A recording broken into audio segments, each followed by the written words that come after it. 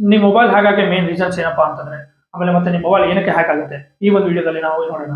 ನಿಮ್ಮ mobile hack ಆಗಕ್ಕೆ main reasons ಏನಪ್ಪಾ ಅಂತಂದ್ರೆ, ಫಸ್ಟ್ ರೀಸನ್ ಬಂದ್ಬಿಟ್ಟು ಮ್ಯಾಲಿಷಿಯಸ್ ಅಪ್ಲಿಕೇಶನ್ಸ್. ಮ್ಯಾಲಿಷಿಯಸ್ ಅಪ್ಲಿಕೇಶನ್ ಹೆಂಗಂದ್ರೆ, ನಿಮ್ಮ ಮೊಬೈಲ್ ಮ್ಯಾಲಿಷಿಯಸ್ ಅಪ್ಲಿಕೇಶನ್ ಹೆಂಗ್ ಬರುತ್ತೆ ತಿಳ್ಕೊಳ್ಳೋಣ ಬಂದು. ಮ್ಯಾಲಿಷಿಯಸ್ ಅಪ್ಲಿಕೇಶನ್ ಹೆಂಗ್ ಬರುತ್ತೆ ಅಂದ್ರೆ, ಫಾರ್ ಎಕ್ಸಾಂಪಲ್ ನೀವು ಆಪ್ ಸ್ಟೋರ್ ಐಫೋನ್ಗೋಸ್ಕರ ಯೂಸ್ ಮಾಡ್ತಾರೆ, ಪ್ಲೇ ಸ್ಟೋರ್ ಆಂಡ್ರಾಯ್ಡ್ ಅಲ್ಲಿ ಯೂಸ್ ಮಾಡ್ತಾರೆ. ಸೊ ನೀವು ಎರಡು ಸೋರ್ಸ್ ನ ಬಿಟ್ಟು ಬೇರೆ ಯಾವ್ದಾದ್ರು ಅನಥರೈಸ್ಡ್ ವೆಬ್ಸೈಟ್ ಅಥವಾ ಬೇರೆ ಯಾವ್ದಾದ್ರು ವೆಬ್ಸೈಟ್ ಇಂದ ಡೌನ್ಲೋಡ್ ಮಾಡ್ತಾ ಇದ್ರೆ ಅಂತಂದ್ರೆ, ಅಲ್ಲಿಂದ ಮ್ಯಾಲಿಷಿಯಸ್ ಸಾಫ್ಟ್ವೇರ್ ಅಥವಾ ಮ್ಯಾಲಿಷಿಯಸ್ ಅಪ್ಲಿಕೇಶನ್ ನಿಮ್ಮ ಸಿಸ್ಟಮ್ ಅಲ್ಲಿ ಅಥವಾ ನಿಮ್ಮ ಮೊಬೈಲ್ ಅಲ್ಲಿ ಡೌನ್ಲೋಡ್ ಆಗೋ ಚಾನ್ಸಸ್ ಇರುತ್ತೆ. ಆ ತರ ಡೌನ್ಲೋಡ್ ಆದ್ರೆ ನಿಮ್ಮ ಮೊಬೈಲ್ ನ ಕಂಪ್ಲೀಟ್ ಆಗಿ ಕಾಂಪ್ರಮೈಸ್ ಮಾಡಬಹುದು.